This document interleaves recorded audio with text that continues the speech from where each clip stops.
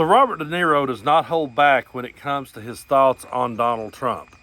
And it seems as though De Niro is speaking out more and more these days. And whenever that happens, you always have the crowd of people that rises up and says celebrities should keep their mouths shut. They should just shut up and sing, or shut up and act, or shut up and throw the football. That's always the sentiment from people. But I've noticed that the only people that ever says that are the people that disagrees with you. I've been a musician for over 25 years, and when I very first started off playing music, some of the advice I got right out of the gate was don't ever talk politics, don't ever talk religion, don't ever rock the boat. Just try to write a song that will hit with everybody and stand there and smile and stay neutral on everything.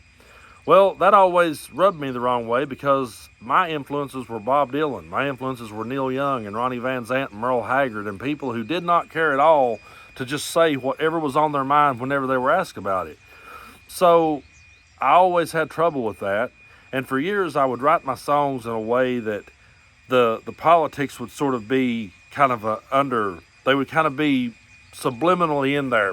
If people were really listening, they could tell which side of the aisle that I fell on, but I just didn't come right out with it, and say it out loud until 2020. And that's when pretty much my mindset changed. And I'm going to talk about that a little bit more in a minute. But right now, I want you to take a look at this clip from Robert De Niro when he's asked about why he uses his platform to say what he says. Take a look. You have no upside in having this conversation, in speaking out against Donald Trump. You are making yourself a target. The interview will air, and he will immediately find a reason to talk bad about you in public. Yeah. But you're choosing to use your platform to do so. What do you say to other celebrities who don't want to alienate part of their fan base, don't want to step in harm's way, but they have similar megaphones that you do?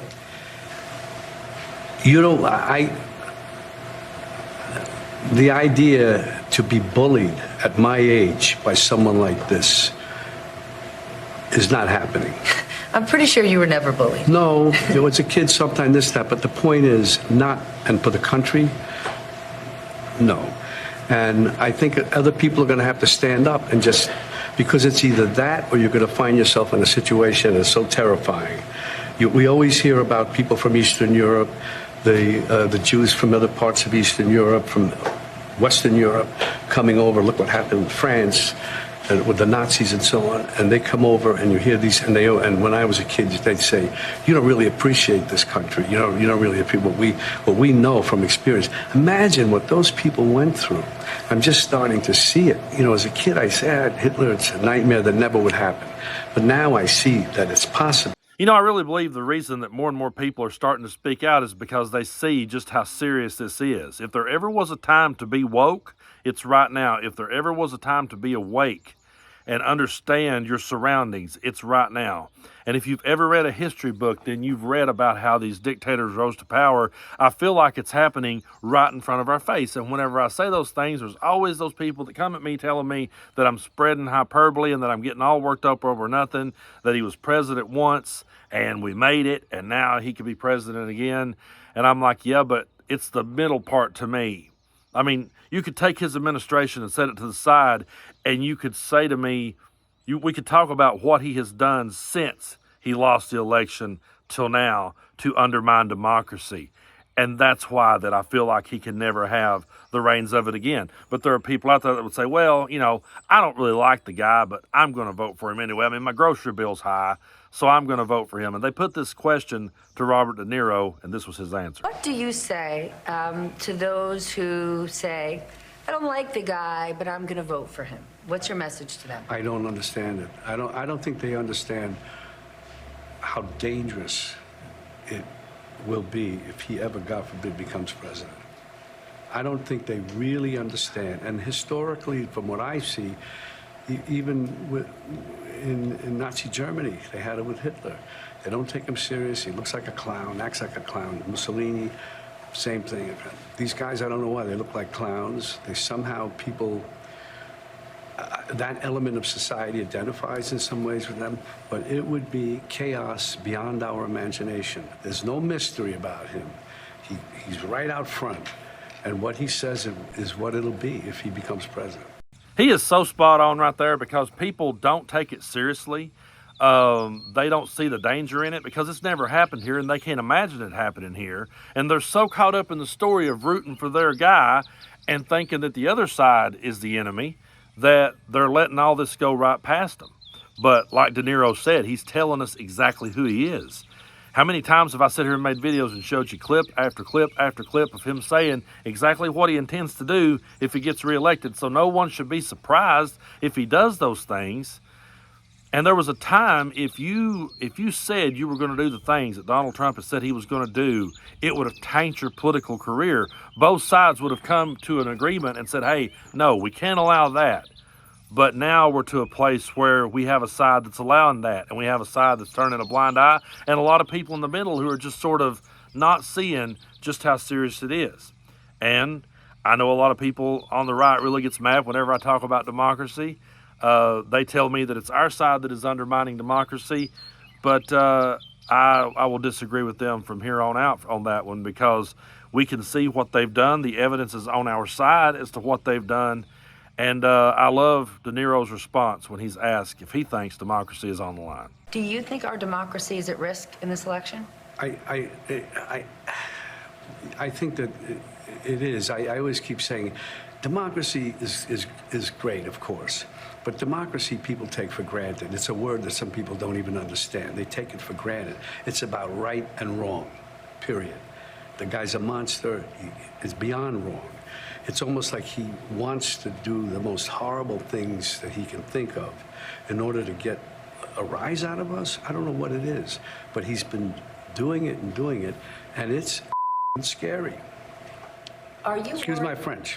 I love what he said there when he said it's about right and wrong because that's always how I felt about this. I have never felt like that this was a Republican versus Democrat issue. It shouldn't be. I've never felt like it was a progressive versus a conservative type of issue.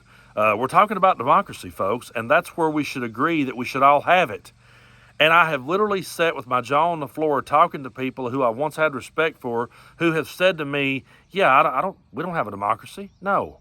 We just because the majority of the people voted for this guy, we shouldn't have to live under him. That's not how it works. I've said this so many times, when you lose an election, you go back to the drawing board and you figure out how to start resonate with your audience and you figure out how to get your ideas to the table and execute them. And democracy should always be what we are all in agreement on. We can disagree all day about other things, okay? If you want to disagree about who's going to pay for the health care, we can disagree about that all day. If you want to talk about, how high the taxes should be, we can disagree about that all day. If you want to talk about which war we should get into around the world, yeah, we can have our disagreements on that. But when you start saying, no, we shouldn't have a democracy, I can't just agree to disagree with you on that one. Now, I've said many times that my entire life I was always talking politics with my family and my friends. De Niro has asked that question, and here was his answer. Did you ever care this much about politics? No, I don't. I mean, I'm sort of not indifferent, but I'm so angry about what's going on. I don't see how it can be avoided. I love that answer. I don't see how it could be avoided. And that is the same boat that I caught myself in back in 2020. I started playing music when I was a teenager. I played my first gig when I was 19 years old in 1999. So I'm aging myself for you. I know I look older. But anyway, I went through my life playing music, writing songs, playing in different bands, making albums. And like I said at the start of the video, I would find ways to say things. I would say things through characters, and I would find a way to maybe do like a historical kind of piece and put my politics in there. And like I said, if people was truly listening to me, they knew which side of the aisle I fell on, but I wasn't just out saying it. And I wasn't in these dive bars in my part of the world talking politics on a megaphone because that's not what I was paid to do.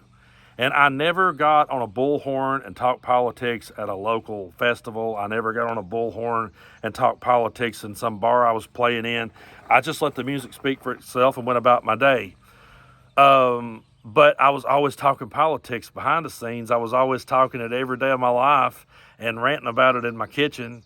And my ex-wife teases me all the time now because years ago she was telling me you should just be talking. You should just be making videos of yourself talking. And back then that just seemed so weird to me that I never would go for it.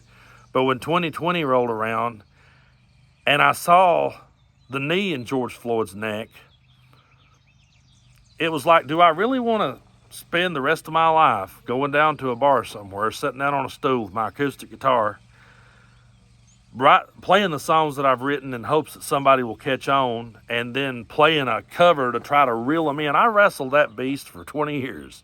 You know, that beast of, well, let me play some that they know, and then let me slip in one of mine and see how far I can get. And I sat and played cat and mouse with that, and sometimes I had great shows and great nights, and sometimes I played to people who was talking so loud they couldn't hear what I was even saying anyway. And the very last show like that I ever did, I was just sitting there going, there is so much more to be talking about. We can't avoid this any longer. Because I could see what was happening in the world, and I could see just what a danger Donald Trump was then, and that was before that he refused to accept the election results. I just heard how I saw everything that people had let him get away with.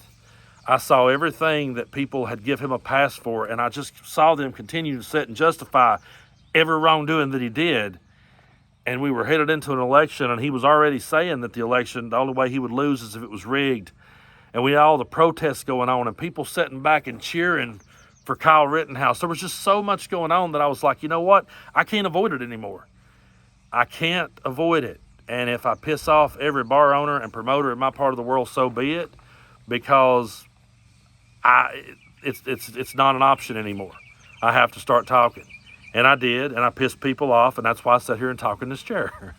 But I wouldn't change it for anything, because I feel like I'm talking about the issues that are important. And I said in the very beginning, when I very first started doing it, and I realized that it was catching on with people, and there were a lot of people that was writing me messages going, man, that's not the guy that I remember hanging out at the bar with, man, you're what are you saying? I don't understand it. And I was like, listen, if you can't accept what I'm saying, you can just, I understand, you can go on, because I said, this is the hill that I've chose to die on, and I'm willing to do it. And it doesn't matter to me if my music ever gets heard anywhere. And I never thought I would say that in all of my life. I started writing a bunch of satirical tunes, and they caught on with people, got more views than my serious nature tunes did. I don't give a damn. I don't. You know why? Because the world had some of the greatest songwriters in the world. They don't need to hear mine. I don't give a shit. But if one person out there, and there's been more than one because I get messages, they reach out and they say, man, you made me think. I never thought of it that way. You're making sense. That's the audience I'm playing to. And I would rather die on that hill than to die on the hill trying to play, wagon wheel one more time. It's like no, I'll gladly go down on my shield defending democracy, because I never thought I would have to.